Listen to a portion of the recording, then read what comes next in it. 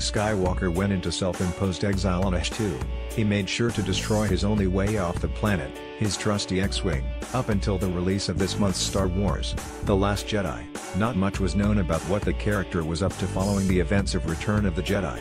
The Force Awakens, which primarily concerned itself with the search for the missing Luke, filled in vital gaps by suggesting he embarked on a search for the first Jedi Temple after Ben Solo turned to the dark side. With Episode 8 placing Luke front and center, writer-slash-director Rian Johnson was able to peel back more layers. As Last Jedi tells us, Skywalker came to the most unfindable place in the galaxy so he could die. Along with the last remaining remnants of the Jedi religion, he never wanted to be discovered and had no intention of ever rejoining the fight before Rey arrived and inspired a change of heart. Luke was very serious about his desire to remain on the remote world until the end of his days, going so far as to intentionally ruin his beloved starship. Early on in The Last Jedi, there's a short shot where Rey notices Luke's X-Wing fully submerged in the water. Some may have thought this was to set up a potential callback to The Empire Strikes Back's famous scene where Yoda lifts the X-Wing out of the swamp, but unlike Dagobah, Luke doesn't want to get off H2. VFX art director Kevin Jenkins had this to say in the book The Art of Star Wars: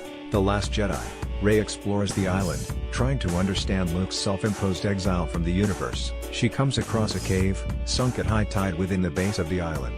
Here she discovers Luke's scuttled T-65 X-Wing, rusted and rotting away in the water. It was set alight before it sank. It shows Luke's commitment to his exile, as he destroyed his only means of leaving the planet.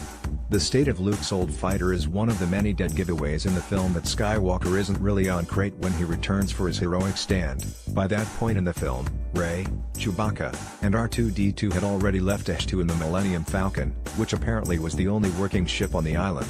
Many would have loved to see Luke take flight in his X-Wing one last time, but his send-off, projecting himself across the galaxy via the Force, was much more fitting for The Last Jedi's story and the character himself. It was an inspiring illustration of how powerful he had grown, and frankly more memorable than him blasting ties out the sky again.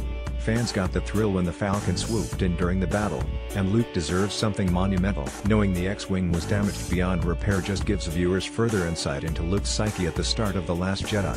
From his nonchalant lightsaber flip to daily routine that involved fishing and milking native creatures, it was clear he had moved on. Thankfully, he came around and went out as the hero we all knew he was, but it was truly fascinating to watch him as a broken man filled with regret. Source: The Art of Star Wars: The Last Jedi.